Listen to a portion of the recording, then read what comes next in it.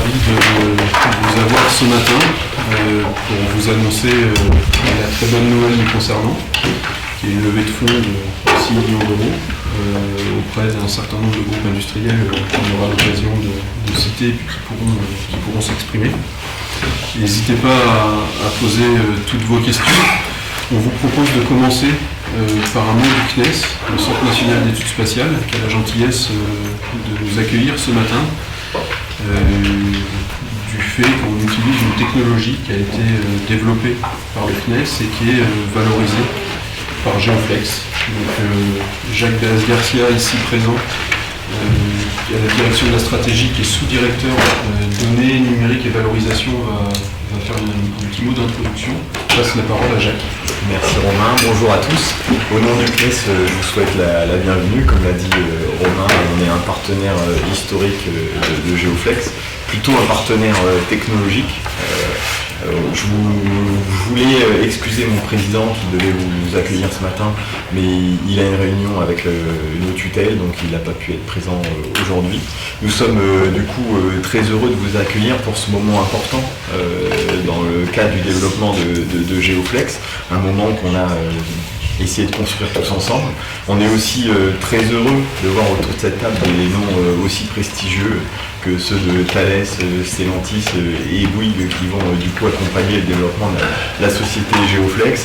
Je vais pas faire beaucoup plus long puisque je pense que ce qui vous intéresse c'est de savoir ce que Geoflex va être en capacité de développer, mais juste comme l'évoquait Romain, on est très fiers de soutenir cette société avec des technologies qui ont été développées par le CNES pendant des années et qui, on pense, apportent un certain avantage compétitif sur le marché. Donc merci à tous d'être venus et Romain, je te passe la parole. Merci Jacques. Donc je vais vous présenter la levée ainsi que l'entreprise. Donc on est réunis aujourd'hui pour annoncer cette levée de fonds de 6 millions d'euros réalisée sur un tour de série A auprès de Bouygues, Stellantis Venture et Thales, qui ont rejoint Demeter, qui est notre investisseur historique, qui a commencé à financer l'entreprise en 2018 sur un premier tour d'amorçage. Geoflex étant un acteur reconnu de l'hyper-géolocalisation. Donc le sujet, c'est de se positionner avec une extrême précision par satellite. Et à travers ce nouveau tour de table, Geoflex confirme son ambition de se positionner comme un acteur mondial incontournable dans le domaine des nouvelles mobilités, d'où le choix de Stellantis, de la construction 4.0, d'où le choix de Bouygues et de ces différentes entités, Colas, Bouygues Construction, ainsi que Bouygues Télécom, et du New Space à travers Thales notamment et sa filiale Thales Alenia Space. Donc on a choisi ces 5 corporate ventures, c'est un tour de table qui est assez parlant. On a 5 corporate ventures, Stellantis, Thales, Bouygues Télécom, Colas et Bouygues Construction, qui rejoignent l'entreprise dans la mesure où ils ont un intérêt fort sur les solutions qu'elle apporte, qui consiste, et on aura l'occasion de le détailler, à se positionner avec une extrême précision en utilisant les satellites de navigation dont vous connaissez tous le principal système qui s'appelle GPS, qui aujourd'hui est rejoint, si on focalise au niveau européen, par la constellation Galileo européenne. Donc en fait, on est Geoflex, pour vous présenter l'activité de l'entreprise, opérateur de services d'hyper-géolocalisation. Donc comme je le disais tout à l'heure, vous connaissez tous le GPS, qui est le système américain. Il y a d'autres systèmes, GLONASS russe, Beidou chinois et le Galileo européen. Tous ces systèmes-là permettent de se positionner avec une précision qui est de l'ordre de quelques mètres. Quand on a en environnement dégagé un récepteur GNSS, donc le terme générique c'est Global Navigation Satellite System, permet de se localiser avec une précision qui va de 3 à 10 mètres, et on apporte un facteur 100 d'amélioration pour permettre un positionnement beaucoup plus précis. Donc on parle de 4 cm de précision de localisation. Et on va voir après à quoi ça peut servir. Donc on augmente la précision de la localisation des récepteurs de nos utilisateurs, on augmente leur continuité d'opération Est-ce que cette super précision est disponible quelques minutes par jour ou 24 heures sur 24 ? On augmente la sûreté de fonctionnement. Si vous utilisez un récepteur GNSS qui permet de vous localiser à quelques centimètres près pour des systèmes d'aide à la conduite, est-ce que ce positionnement précis se fait dans des conditions de sécurité acceptables pour éviter les accidents ? Et on augmente la résilience, la capacité du récepteur à résister au brouillage et au leurrage, parce que vous imaginez bien que si on a des systèmes d'aide à la conduite ou des véhicules autonomes et qu'il suffit d'un brouillage qui peut être volontaire ou involontaire, ou d'une attaque cyber sur le système pour faire des accidents, on a un problème. Donc l'enjeu, c'est bien de se positionner très précisément partout dans le monde, de manière continue, de manière sûre ou intègre, de manière résiliente, dans des bonnes conditions de sécurité. Et on apporte tout ça au bénéfice de plusieurs applications. L'image que vous pouvez voir sur les écrans est assez parlante. On a circulé avec une voiture dans un milieu urbain et vous voyez en rouge la qualité de la trajectoire qui est obtenue avec un récepteur GNSS professionnel non corrigé. Donc quand vous utilisez les systèmes GPS ou Galileo en milieu urbain, la trajectoire qui est restituée par le récepteur correspond à la trajectoire rouge. Et on voit bien un certain nombre de défauts de localisation qui ne vous permettent pas de faire un système d'aide à la conduite ou de faire encore moins un véhicule autonome. Si vous prenez les mêmes mesures du même récepteur et qu'on applique le flux de données qu'on fabrique qui permet d'augmenter la précision du récepteur, on obtient la trajectoire verte qui est beaucoup plus qualitative et qui permet de faire de la navigation à la voie de circulation, qui permet de faire des systèmes d'aide à la conduite et qui permettra de faire des véhicules autonomes. Alors vous allez me dire, moi j'ai pas cette expérience-là quand je prends mon téléphone portable et que je navigue avec un Google Maps ou quelque chose comme ça. Je suis bien sur la route. Alors en fait il y a un subterfuge, il n'y a pas que du GNSS dans le téléphone, il y a également une carte derrière. Et quand il y a des erreurs de localisation importantes, quand les points GNSS tombent à quelques dizaines de mètres de là où vous êtes, le point est projeté sur l'arc routier par l'application. Et donc vous avez l'impression, ça vous donne l'illusion que vous êtes sur la route et que c'est très précis. Et vous vous rendez compte qu'il y a un certain nombre de limites à ça quand vous êtes sur le périphérique et que les points tombent de manière répétée derrière les maréchaux, le boulevard des maréchaux, vous êtes accroché au mauvais arc routier et vous pouvez mettre un certain temps avant que le système récupère le bon arc routier, et donc ça a un certain nombre de limites. Là, ce qu'on propose, c'est un positionnement super précis qui ne dépend pas de cette dépendance à une carte avec des algorithmes dits de map matching, c'est-à-dire qui consiste à accrocher la position GNSS à la carte. Et donc ça ouvre des nouvelles dimensions possibles dans le guidage, là, puisque je donnais cet exemple-là, dans la navigation sur un téléphone portable, en permettant par exemple de faire de la navigation à la voie de circulation dans des embranchements complexes, sans map matching, pour une bien meilleure qualité de service. Donc on voit ici, si on laisse un récepteur GNSS à un endroit fixe pendant 24 heures, l'ensemble des points qu'il va donner correspondent au nuage gris et tombent dans un cercle qui a un rayon de plusieurs mètres. Si sur les mêmes mesures on applique le flux de correction qu'on fabrique, on verra après un petit schéma d'illustration de ce qu'on fait, on applique ce flux de correction au récepteur et l'ensemble des points tombent dans le cercle rouge qui a un rayon de 4 cm. Donc c'est un facteur 100 d'amélioration. Ça marche partout dans le monde, ça marche sur terre, sur mer et dans les airs jusqu'à 25 000 km d'altitude. Donc ça permet également de déterminer la position précise d'un certain nombre de satellites qui sont sur des orbites plus basses que les satellites de positionnement. Donc on peut parler de satellites de télécommunication, d'imagerie, voire d'autres constellations qui servent à faire du positionnement et de la navigation. Ça fonctionne en temps réel ou en post-traitement. Et en termes de business model, on diffuse nos corrections dans un format qui est standardisé, ce qui les rend compatibles avec n'importe quel récepteur GNSS du marché, quelle que soit sa marque. Et ça, c'est une position qui est très singulière et aujourd'hui, les principaux acteurs de l'augmentation GNSS fabriquant un flux de correction dans un format propriétaire pour activer les récepteurs qu'eux-mêmes fabriquent. Donc nous, on n'est pas du tout fabricant de récepteurs, on est un pur opérateur de service, un peu comme un Bouygues Télécom. On fabrique un service, on le vend sous forme d'abonnement et il est interopérable de n'importe quel terminal. Et on est vraiment positionné sur la chaîne amont de la valeur en tant qu'opérateur de services d'augmentation GNSS. Et on vend ces corrections sous forme d'abonnement. Donc c'est vraiment comme un Bouygues Télécom, on vend un abonnement à nos utilisateurs pour qu'ils puissent améliorer leur localisation sur les dimensions précitées de précision, de continuité d'opération, d'intégrité et de résilience. Et pour faire tout ça, on utilise une technologie, comme le disait Jacques tout à l'heure, qui vient du CNES, qui a été développée pendant un peu plus de 12 ans.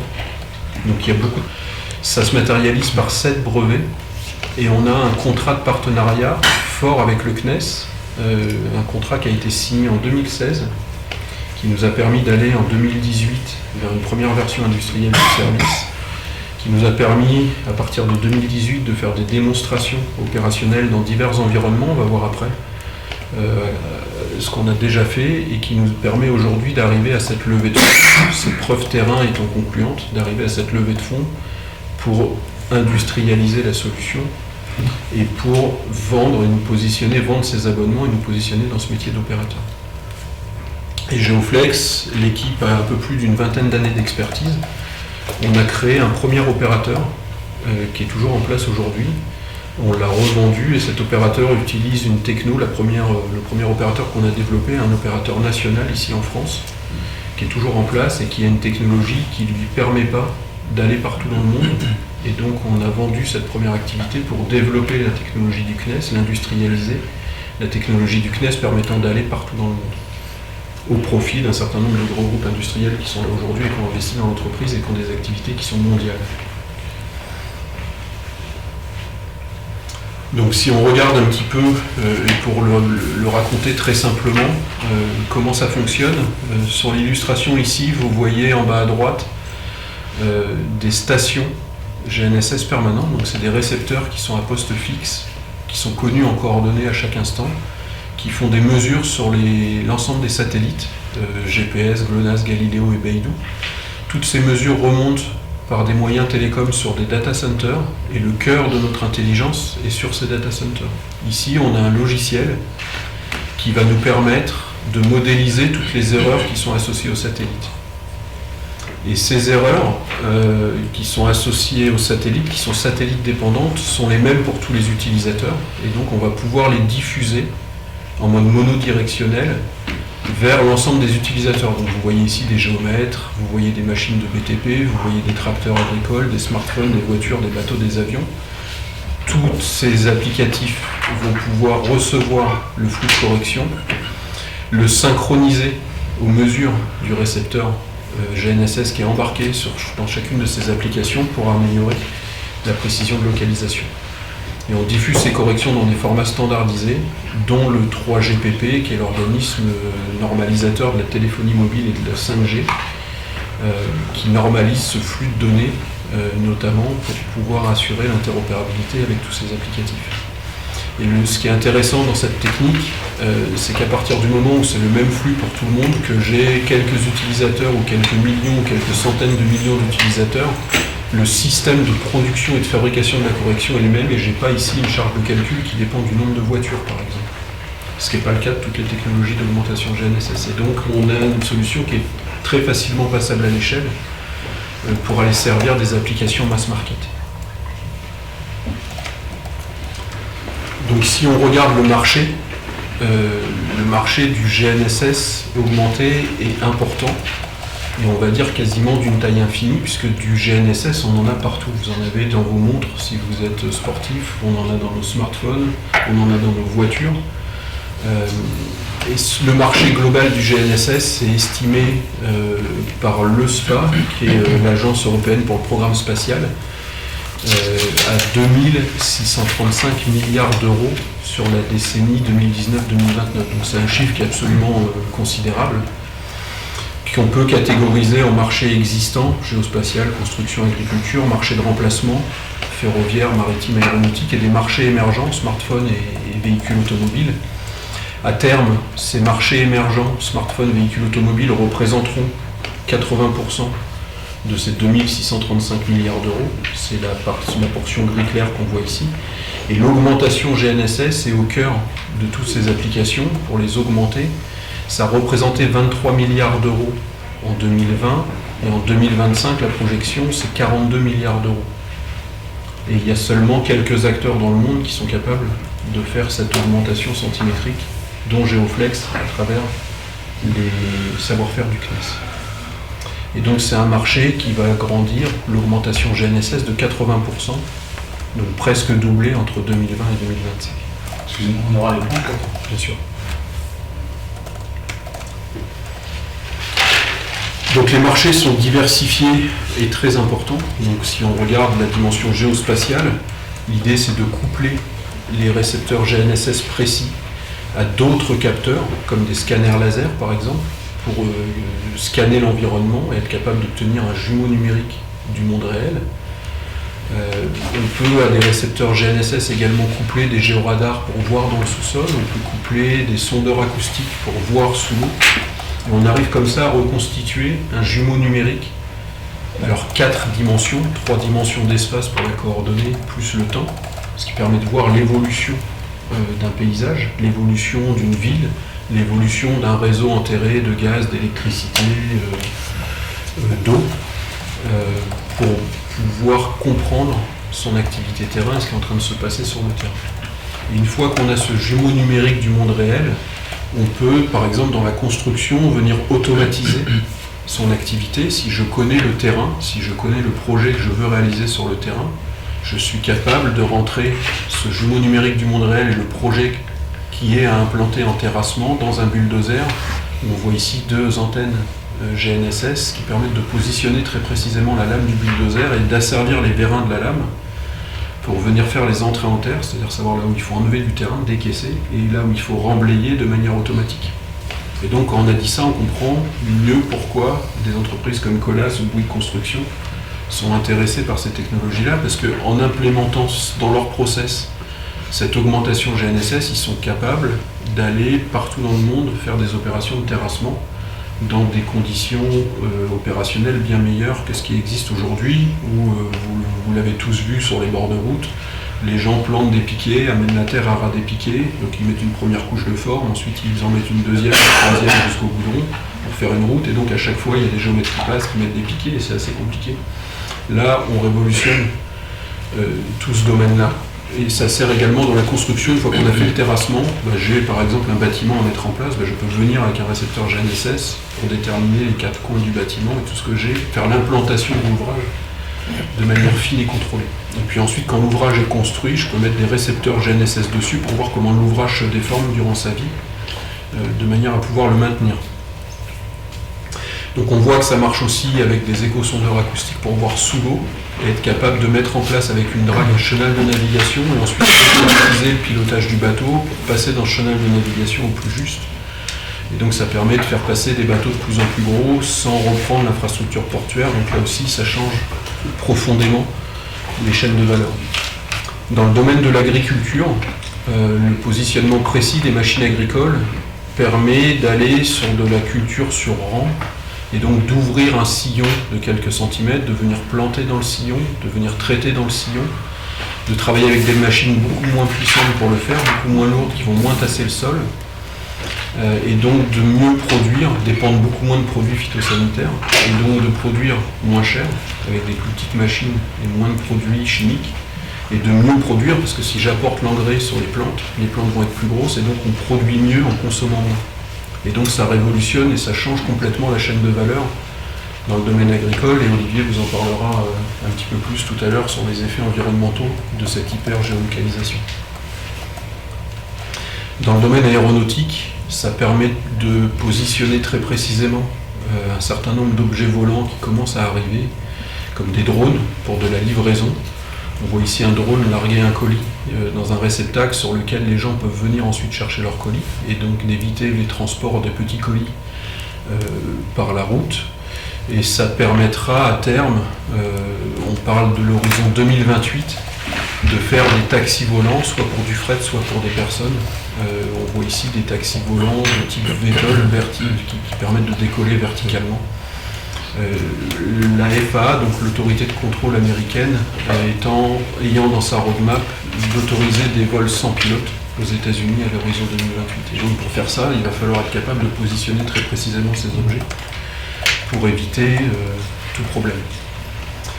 Dans le domaine ferroviaire, si on est capable de localiser un train de manière très sûre de fonctionnement à l'échelle de la voie de circulation, on peut enlever tous les équipements de bord de voie qui servent à localiser les trains. Ça représente 40% du coût des lignes ferroviaires, tant à l'installation qu'à la maintenance.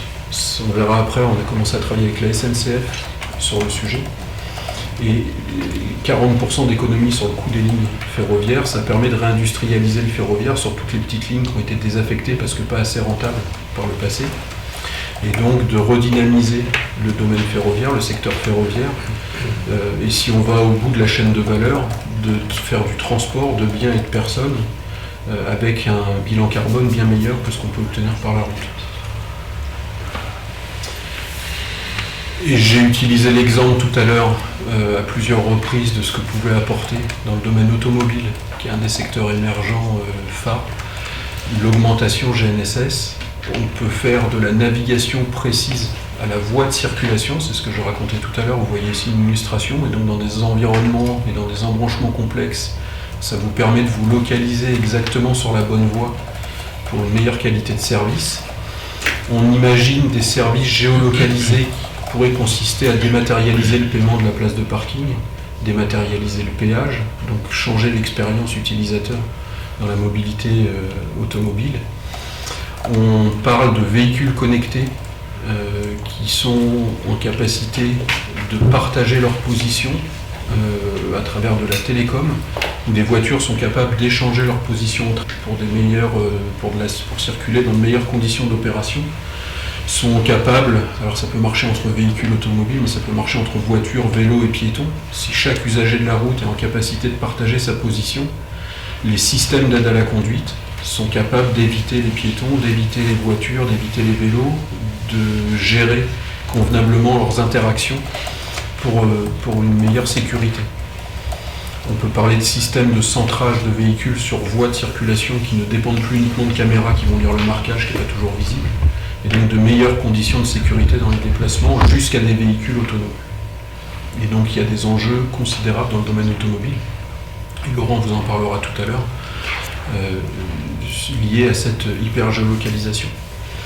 Et enfin, sur smartphone, pour le tout à chacun, vous voyez ici la trajectoire restituée par un smartphone sans application de nos corrections. Et si on applique nos corrections sur le smartphone, vous voyez ce qui se passe de l'autre côté de l'illustration. On a une précision de localisation qui est bien meilleure. Et donc on peut rentrer dans des services de sécurité et d'urgence. Si vous avez un problème, d'être capable de déclencher une alerte et d'avertir qui de droit avec une extrême précision. On parle d'intermodalité dans les transports, comment je passe de mon train à mon bus, à mon taxi.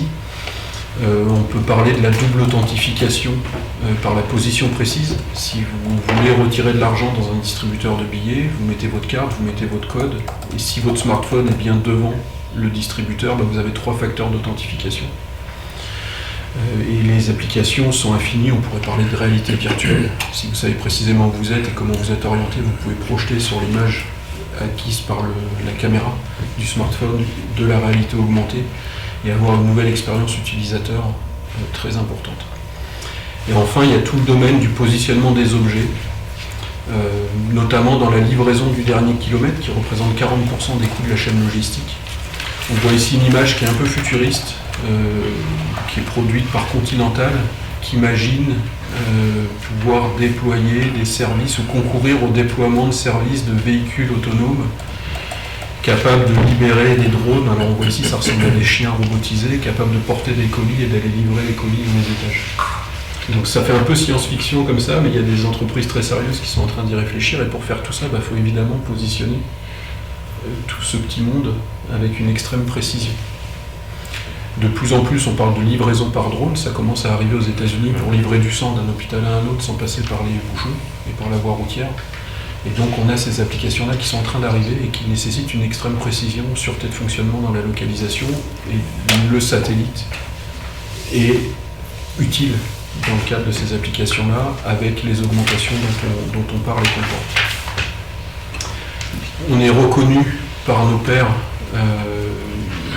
à l'échelle mondiale, par l'Académie des sciences chinoises qui reconnaît notre technologie comme une des meilleures dans le monde, et également par l'Agence européenne des GNSS qui nous a classés parmi les opérateurs les plus importants dans son Technology Report de 2020.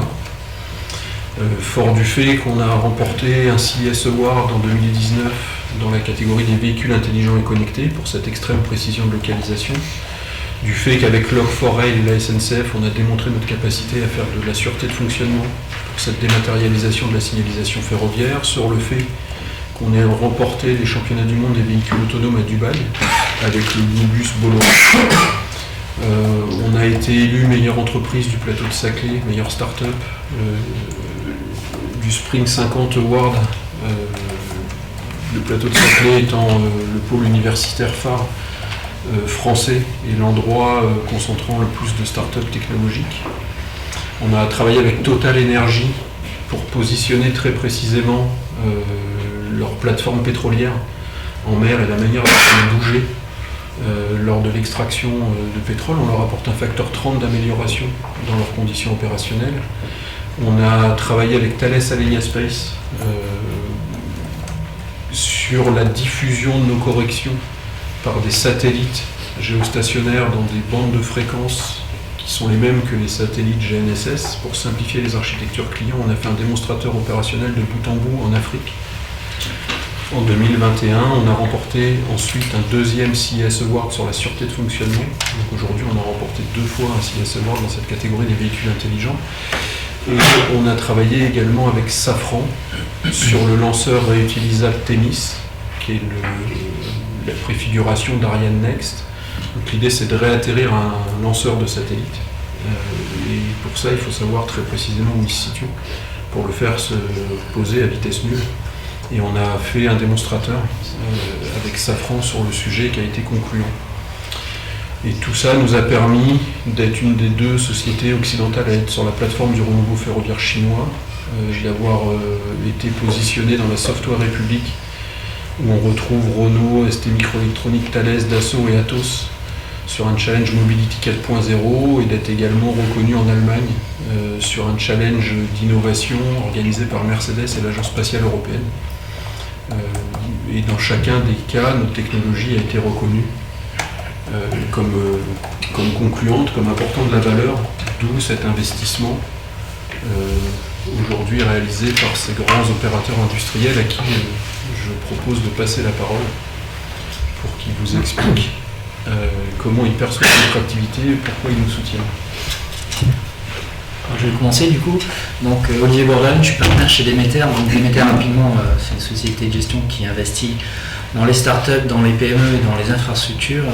Et notre ADN, c'est investir uniquement dans le secteur de la transition écologique et énergétique. Donc on va regarder des dossiers en lien avec l'énergie, avec la Smart City, l'agriculture, la résilience, etc., etc. Ce qui est intéressant dans l'histoire de Geoflex et de Demeter, c'est une histoire commune qui a commencé en 2018. Et alors, chose peu commune, on est 2 sociétés françaises et on s'est rencontrés au CES en 2018. Donc voilà, la première rencontre, c'est avant tout une rencontre humaine avec Romain et Cyril notamment. Vous avez compris que c'est un sujet qui est très complexe, mais quand j'ai discuté avec ces 2 entrepreneurs-là, en comprenant que derrière il y avait aussi la technologie issue du CNES, qui est quand même de renommée mondiale, on s'est posé la question de se dire c'est quand même assez intéressant de savoir tout le potentiel offert par une telle technologie, et surtout par rapport au sujet qui nous intéresse nous, de premier chef, donc effectivement tout ce qui est mobilité, tout ce qui est mobilité biens et personnes, tout ce qui est agriculture de précision. Pour, comme le disait Romain, quand vous êtes capable d'aller déposer quelques gouttes de traitement phytosanitaire au pied de la plante, vous faites forcément de manière plus efficace, et donc vous diminuez l'impact sur l'environnement. Et donc notre pari, ça a été de se dire, ok, on a une super technologie, on a une équipe d'entrepreneurs, finançons les premiers moments pour essayer de démontrer effectivement l'efficience des systèmes de Geoflex et de la technologie dans différentes verticales. Donc depuis juillet 2018, on s'est attelé à ça avec Romain et les équipes de Geoflex, à trouver et financer à leur côté des preuves de concept dont ils vous ont parlé, Et chaque année et chaque étape ont été franchies avec succès. Et donc vous vous doutez bien que quand il a fallu accélérer et donc pour pouvoir industrialiser et commercialiser de manière massive la solution, c'était un sujet qui était encore complexe et donc assez naturellement on en a parlé assez rapidement avec Romain. On s'est dit que c'était probablement des sujets qui pouvaient intéresser des gros industriels. Et donc je suis ravi effectivement de devoir rejoindre l'aventure les trois corporates, les trois groupes et en fin de compte les cinq industriels autour de la table qui vont grandement nous aider et grandement aider la société, je l'espère, à maintenant devenir effectivement le leader mondial de l'hypergéolocalisation. Il y a un vrai potentiel, il y a un vrai rayonnement mondial à mettre en avant de cette technologie française et donc Demeter est bien sûr ravi de soutenir encore l'aventure de Geoflex pendant quelques années. Il y a un mot important dans ce qui vient d'être dit, technologie française en fait, et j'allais dire doublement française. Elle a été mise en place par le CNES, elle est industrialisée par un opérateur français, et au capital aujourd'hui on a des entreprises principalement françaises, et donc on a une technologie qui est parfaitement souveraine pour servir le développement des activités des entreprises françaises, européennes et puis mondiales. Juste une précision, pour Demeter, vous avez financé à quelle hauteur au départ On a fait le tour de CID, on était sur, je sais plus, le total du CID était de 1,5 million. Bon, après il y a eu des financements complémentaires qui ont été apportés. Et au total, ça fait combien Je ne dirais pas au total combien on a investi. Ça, on garde les chiffres secrets. Et c'est le fonds, chez Demeter, c'est un fonds Smart City qui a investi dans la société Geoflex. Et là, le deuxième tour, le tour dont on parle, fait 6 millions d'euros. C'est justement, ça pose un problème. Bon, on en reparlera tout à l'heure. Bonjour à tous. Romain a bien présenté la solution et vous l'avez vu, il y a pas mal de cas d'usage. Je voulais un peu faire l'emphase sur l'aspect sûreté de fonctionnement parce que cette sûreté de fonctionnement, elle ouvre chez nous pas mal de cas d'usage. Il y a de nombreuses collaborations qui peuvent être envisagées. Je vais prendre quelques exemples pour illustrer un peu ces cas d'usage. Chez Bouygues Construction et chez Codas, on a des enjeux de sécurité de nos collaborateurs, en particulier sur les chantiers, qui sont très importants. Geoflex, demain, typiquement pour nos travailleurs isolés, la solution permettrait d'assurer une meilleure sécurité dans leur activité. Typiquement, ça pourrait permettre de détecter s'ils sont inertes, parce qu'il y a eu un accident, de détecter s'ils sont touchés, parce qu'ils ont été blessés. Ça permet aussi de détecter s'ils sont rentrés dans une zone dangereuse et donc peut-être les alerter, il y a un signal lumineux ou un signal sonore. Romain a parlé du chantier 4.0 avec les engins autonomes et c'est des choses qu'on voit émerger. Le développement de ces engins autonomes, ça implique aussi de la sécurité et de la sûreté de fonctionnement. C'est-à-dire qu'on ne peut pas déployer ces engins à grande échelle sur les chantiers si on n'est pas en mesure de garantir la sécurité et la sûreté de tous les collaborateurs et tous les acteurs du chantier.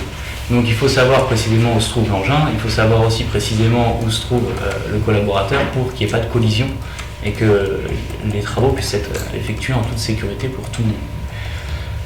Côté Bouygues Télécom, Romain l'a bien rappelé, le positionnement de Geoflex, c'est un positionnement d'opérateur. Bouygues Télécom est aussi un opérateur.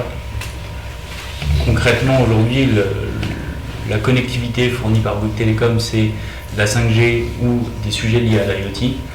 Allier la 5G à l'IoT, ça ouvre des cas d'usage très nombreux. Il y en a plein qui ont été évoqués par Romain. Typiquement, le sujet des véhicules autonomes, demain, ça implique qu'il y ait une forte connectivité, parce qu'il y a beaucoup d'informations qui vont devoir être reçues par les véhicules. Mais ça implique aussi de savoir où se trouve le véhicule. Si on veut assurer la sécurité des utilisateurs et des gens qui entourent les véhicules libres de circulation, il faut que le positionnement soit précis et sûr de fonctionner. Donc il y a plein de cas d'usage, il y a plein de possibilités, et c'est pour ça qu'on a voulu, nous, côté Bouygues, via Bouygues Télécom, Colas et Bouygues Construction. C'est quand même la première fois dans le groupe qu'on fait un investissement minoritaire avec 3 sociétés différentes, ce qui montre aussi le caractère agnostique de la solution de Geoflex. On a voulu faire cet investissement minoritaire pour nouer une relation durable et créer une relation privilégiée avec Geoflex. De manière générale, dans le groupe, on est des acteurs majeurs de nos secteurs, voire, selon les cas, leaders de nos secteurs. On se doit d'innover en permanence. Et parmi les nombreux dispositifs d'innovation qu'on a, on a une démarche qui s'appelle le Corporate Venture Capital. En quoi ça consiste? C'est un investissement minoritaire. Donc ça veut dire qu'on prend une faible part du capital et on n'est pas décisionnaire dans l'entreprise, c'est pas nous qui sommes aux manettes. Mais l'idée, c'est d'accompagner et soutenir des sociétés qui sont innovantes, qui ont un fort potentiel de transformation, et de nouer des relations étroites avec elles pour développer nos activités, proposer de nouveaux services et intégrer du progrès dans nos services au quotidien. Ce dispositif, nous, il est mis en place depuis 2009 au sein de notre groupe. On a réalisé pas mal d'investissements. Aujourd'hui, on est très serein sur ce projet d'investissement puisqu'on commence à être assez expérimenté sur le sujet. On a une technologie, on l'a déjà rappelé, qui est très forte. On a une équipe fondatrice qui est très solide. Le tour de table est aussi très cohérent avec les ambitions de Geoflex. Donc moi, je suis très heureux qu'on ait finalisé cette opération. L'histoire fait que commencer, mais je suis sûr qu'on a beaucoup de choses à faire et qu'on va pouvoir innover, que ce soit Bouygues Télécom, Colas, Bouygues Construction, mais évidemment tout le monde autour de cette table, pouvoir innover avec Geoflex. Merci. Merci Maxime. Jean-Claude. Ouais, bonjour à tous. On est là à deux avec mon collègue Benoît de Thales Alenia Space. Pour la partie purement Thales, vous connaissez Thales, qui est un groupe de high-tech, avec des clients dans la défense, l'aéronautique, l'espace, et puis également l'identité, la sécurité numérique. Alors, on est un gros investisseur en technologie, comme vous pouvez l'imaginer, et tout particulièrement dans ce qu'on appelle la deep tech, que ce soit la cyber, le quantique, le big data, et d'ailleurs, je le mentionne, on est de nouveau cette année pour la 10e fois dans le classement du top 100 des sociétés les plus innovantes au monde. On en est quand même assez fiers, et surtout que c'est dit que pour une société qui fête ses 130 ans cette année, ça montre que quand même notre capacité d'innovation ne diminue pas avec les années qui passent. Pour autant, on travaille aussi très étroitement avec les startups, et c'est cette combinaison startup plus techno qui nous intéresse dans le dossier Geoflex évidemment aujourd'hui. On en a plus de 2000, beaucoup de sujets de coopération dans l'ensemble de nos activités. On embarque les startups dans des projets de coopération que nous avons au niveau du groupe, mais aussi dans des programmes spécifiques d'accompagnement. On est le partenaire cybersécurité à Station F dans tout un programme. Puis on a un autre programme à Montréal qui est dédié, lui, à l'intelligence artificielle. Et le dernier point d'accompagnement, dernière possibilité d'accompagnement des startups, c'est Thales Corporate Venture, qui, comme le précisait Maxime pour Bouygues, est donc le fonds de Corporate Venture de Thales, qui existe depuis longtemps, mais qui a été relancé il y a quelques années avec une nouvelle approche d'investissement. On prend aussi des tickets minoritaires dans des startups innovantes, typiquement entre 300 000 € et 3 millions d'euros. Et on s'intéresse bien sûr à la rentabilité financière du portefeuille, mais pas que. Et c'est sans doute d'ailleurs un point commun de l'ensemble des corporate ventures. C'est toujours en appui de la stratégie du groupe pour venir renforcer les solutions que le groupe peut proposer. Et ce qui veut dire que tous nos investissements doivent être, je dis toujours, sponsorisés par l'un de nos business. Et donc c'est dans ce cadre-là qu'on investit dans Geoflex. Et donc laisser la parole à Benoît, parce que Benoît est le sponsor business de cet investissement. Benoît qui dirige donc les activités de navigation chez nous au sein de nos activités spatiales. Bonjour. Donc pour vous parler, pour que vous puissiez comprendre un petit peu l'intérêt de Thales Alenia Space dans Geoflex, je vais devoir vous parler un petit peu de Thales Alenia Space, vous donner un peu de contexte qui va vous permettre de comprendre. Donc Thales Alenia Space conçoit des solutions dans les télécoms, la communication, l'observation, l'exploration et la navigation spatiale.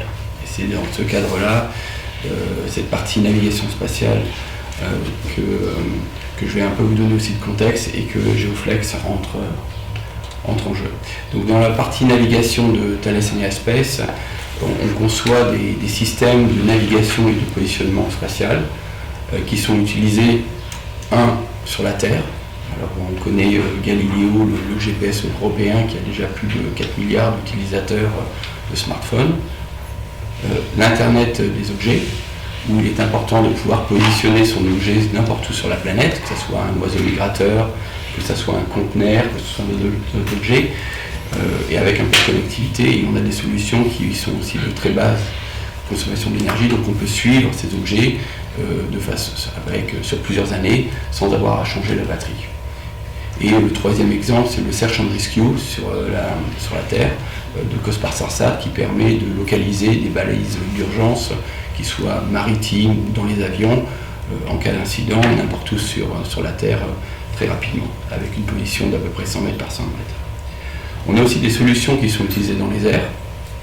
Deuxième, je vais donner comme exemple le système européen EGNOS, qui était un système d'augmentation. Donc en gros, on apporte plus de précision à ce que fait Galileo ou GPS. Et deuxième point qui est très important, on donne de l'intégrité. Parce que comme l'a rappelé Romain, Google Maps, une fois par mois, me positionne au milieu de la scène. Et donc ça, il y a un problème d'intégrité. Donc EGNOS apporte cette intégrité qui permet donc d'être utilisée par l'aviation pour la navigation très précise et faire des atterrissages de précision. On a besoin de garantir le positionnement et la trajectoire. Ce qui s'appelle le PBN en navigation aéronautique, Precision Based Navigation. Et aussi, troisième endroit, dans l'espace. On commence à faire des positionnements de satellites. Lorsque les satellites commencent à monter en orbite, ils ont besoin de se positionner pendant plusieurs mois. Ils peuvent le faire avec des stations sol, ou ils peuvent le faire avec des solutions de navigation qui sont au-dessus. Et aussi, on travaille sur des solutions de navigation jusque sur la Lune. Donc le Google Maps lunaire. Donc, maintenant, pourquoi Thales Alenia Navigation et Geoflex? Geoflex a une solution technologique que l'on appelle PPP, Precise Point Positioning, que l'on trouve intéressante, qui est faite avec le CNES. Et on voit des synergies. On va pouvoir apporter cette compétence de PPP avec nos compétences de navigation et nos compétences de système et de systèmes spatiaux pour, créer de nouvelles solutions de navigation spatiale et deux, entrer dans des nouveaux domaines. Alors, ces nouveaux domaines, ils ont largement été explicités par Romain. On a le véhicule autonome, effectivement, qui va avoir besoin, on voit des solutions système de système, où il va y avoir besoin de solutions qui vont être mondiales. Donc généralement, ça fait appel à l'espace, avec de l'intégrité, où il faut avoir des certitudes de positionnement. On travaille aussi dans le maritime pour des nouvelles solutions, et GNOS, qui est le système européen d'augmentation et d'intégrité, va être utilisé dans le maritime à horizon proche, et également dans le rail, le GNOS pour rail, où il y a des activités où on va introduire ces systèmes de navigation. Également dans les drones et dans l'Internet of Things. Donc il y a toute une série de nouvelles applications où on pense qu'en combinant nos compétences respectives, on va pouvoir apporter des solutions à nos clients plus intéressantes. Merci Benoît. Merci. Donc Laurent Fabre, je fais partie du groupe Stellantis, un des dirigeants de Stellantis Ventures. Donc Geoflex et Stellantis Ventures, c'est l'histoire d'une rencontre d'abord avec les deux fondateurs, Romain et Cyril Romain, dont on a apprécié à la fois la personnalité. On a vu qu'ils avaient un projet chevillé au corps qui portait très fort, toutes les compétences pour le développer. Donc ça a été un des premiers facteurs de notre décision. C'est aussi la rencontre avec des co-actionnaires de référence, le groupe Bouygues, le groupe Thales et puis Demeter. Et puis la conviction qu'on s'est forgée très vite avec nos collègues du département technologique de Stellantis, que l'ambition de faire de Geoflex un opérateur mondial qui fournira des services centimétriques dans des formats standardisés, l'ambition qu'affirmaient Romain et Cyril était tout à fait légitime. Donc on a cru très fort à la société, et on est arrivé tardivement dans les discussions, on a raccroché les trains, et donc on a investi via Stellantis Ventures, qui est un fonds qui a été créé par Stellantis dans le cadre de son plan stratégique qui s'appelle Dare Forward 2030, qui a été créé il y a un an, un fonds de 300 millions d'euros qui va contribuer à transformer Stellantis en tech compagnie. Et en un an d'existence, nous avons déjà investi nous avons fait 10 investissements en minoritaire, toujours dans des business qui visent à améliorer la mobilité et l'expérience client. Notre approche, c'est de faire grandir cette start-up, Geoflex, bien sûr via les fonds qu'on amène via le dialogue stratégique qu'on va engager avec les co-actionnaires et avec le management de Geoflex, et puis via les échanges avec nos experts qui vont être générés. Sachez qu'on vise, et c'est un des objectifs essentiels de notre venture, on vise un taux d'adoption très élevé des technologies des startups dans lesquelles on investit, donc on fera tout pour essayer que la technologie de Geoflex soit adoptée sur nos véhicules le plus rapidement possible. Alors pourquoi est-ce qu'on s'intéresse à la technologie satellitaire? Vous savez que le secteur de l'automobile est dans un contexte de transformation très accéléré avec l'électrification des véhicules connectés, des véhicules autonomes. Et le secteur automobile et des mobilités imagine des nouveaux marchés. Donc on a parlé des véhicules connectés, des véhicules autonomes, des services géolocalisés grand public. Tout ça c'est principalement lié à la mobilité écologique et à la ville intelligente. Nos véhicules sont d'ores et déjà connectés. Ils sont amenés à évoluer dans des environnements complexes, routiers, autoroutiers, urbains, périurbains, ruraux, etc. Et pour garantir une connectivité couvrant des territoires élargis, il y a nécessité pour nous d'avoir des solutions de communication alternatives aux technologies terrestres qui parfois sont défaillantes ou moins précises. Donc ce que Geoflex fait, c'est-à-dire développer une technologie de localisation centimétrique pour compléter les technologies cellulaires et les capteurs embarqués des véhicules avec le niveau de fiabilité, d'intégrité, de continuité du service, etc. qui va bien. C'est ce qu'on veut faire sur nos véhicules. Donc ce qui est important pour nous, c'est la précision, la haute précision, puisqu'on parle de 4 cm, mais on n'a pas forcément besoin nous, de 4 cm, y compris pour les véhicules autonomes. Mais c'est la fiabilité, l'intégrité de l'information. Tout ça c'est clé pour les usages qui sont liés à la sécurité et à la sûreté de fonctionnement dont parlait mon collègue de Bouygues. Alors en termes d'usage, il y a deux grandes catégories d'usages. Il y a des usages qui visent à améliorer la sécurité. Et donc ce positionnement de haute précision, ça permet de développer des applications qui vont envoyer des alertes aux véhicules. Donc on a vu tout à l'heure les véhicules connectés entre eux, les V2X, V2X, et aussi les véhicules qui peuvent communiquer avec l'infrastructure, les véhicules qui peuvent communiquer aussi potentiellement avec les usagers. Et puis les nouveaux systèmes d'ADAS, en complément de ce dont on dispose déjà. Et bien sûr la conduite autonome, où on a besoin de précision en latéral de l'ordre de 25 cm, donc la promesse de Geoflex de 4 cm est tout à fait convenable. Et puis la deuxième grande catégorie, le deuxième grand axe, c'est, on l'a vu dans le slide que vous a présenté Romain, c'est la génération de nouveaux services, de nouveaux services générateurs de revenus basés sur les données, donc la dématérialisation de paiement, les services de car sharing, la géolocalisation de véhicules, de navettes, de recharge sans fil, on peut aussi imaginer de recharge sans fil, de robot charging. Voilà, donc les défis qu'on a à résoudre, en gros, bien sûr, c'est bien sûr le défi du positionnement, donc il faut qu'on aille chercher ces 25 cm, et puis la qualité, la fiabilité, l'intégrité des données, et les temps de latence et toutes les performances requises dont on a besoin pour avancer avec Geoflex. Sachez que le dialogue est déjà actif avec Geoflex, avec son management et avec nos techniciens, et nous ferons même la semaine prochaine déjà une réunion un peu plus structurée pour avancer le plus vite possible sur une roadmap commune avec Geoflex. Voilà, je vous remercie. Merci Laurent. Et donc, pour terminer cette prise de parole, je passe la parole à François Lalter, du CNES, notre partenaire technologique sur cette aventure. Effectivement, Romain, on est extrêmement heureux effectivement, de pouvoir vous accueillir ici lors de cette levée. Enfin, ça témoigne en fait de l'investissement très très fort du CNES sur la technologie du PPP et la confiance qu'on a pu accorder à Romain, qui ne s'est pas trompé du tout, puisque en quelques années, on voit un développement très très fort sur Geoflex et des perspectives qui sont moi je trouve assez incroyables.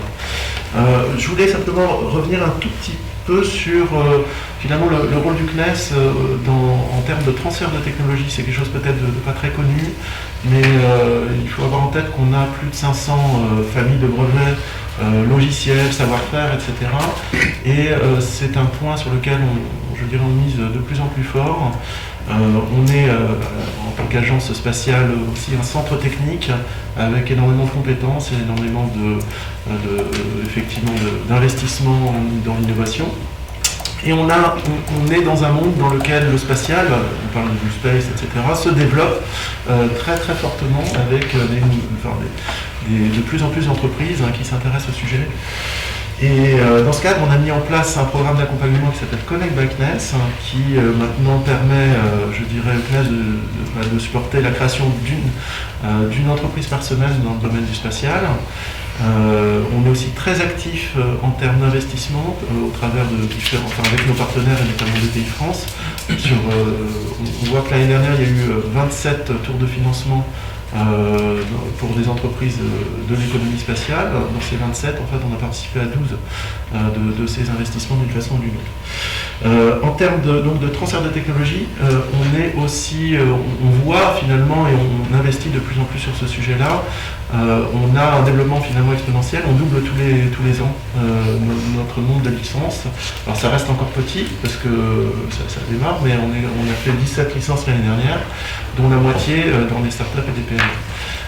Donc c'est un sujet qu'on prend à bras le corps.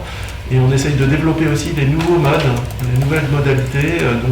Cette semaine d'ailleurs, on a signé un premier accord de licensing où on prévoit finalement une modalité qui est de faire du licensing non pas uniquement contre une rémunération monétaire, mais aussi contre des rémunérations en service. Ça s'appelle ça Pay for Services, et avec une entreprise qui s'appelle Global Intelligence. Donc on est un acteur au travers de cette capacité finalement à accompagner les entreprises en technologie, en investissement et aussi en accompagnement technique. En fait, on essaye de faire en sorte que l'écosystème du spatial se développe le plus rapidement possible. Je vais laisser la parole à Romain. Merci François. Donc, avant d'arriver sur la séance de discussion libre, les perspectives apportées par cette levée de fonds nous permettent, nous, Géoflex, de rentrer dans la secondaire de notre histoire. La première, comme je l'ai expliqué, a été de contractualiser avec le CNES, d'industrialiser le service, de faire des démonstrations opérationnelles dans divers environnements, ferroviaires, aéronautique, mobilité routière. Et aujourd'hui, fort de ce succès, la technologie est démontrée, elle est éprouvée, elle atteint un certain niveau de maturité technologique qui nous permet d'accélérer le développement commercial et de renforcer notre outil de production. Donc l'objet de la levée et de ces 6 millions, c'est vraiment de pouvoir passer à l'échelle, après cette démonstration opérationnelle, de vendre des abonnements et de nous établir dans ce métier d'opérateur de service. Donc on est ravis aujourd'hui d'avoir le renfort de ces corporate ventures qui ont tous des besoins opérationnels autour de la technologie et qui vont pouvoir nous accompagner dans ce passage à l'échelle où on a l'ambition de passer d'une dizaine de personnes aujourd'hui, on est 11, à une cinquantaine de personnes sur 36 mois. Donc on a un challenge de transformation important qu'il va falloir relever avec succès et on s'y attelle. On a déjà fait les premiers recrutements structurants et quelques-uns de ces nouveaux sont en bout de table, donc on est ravis aujourd'hui de les accueillir. Et donc on a une mutation profonde à engager pour pouvoir nous positionner sur ce métier.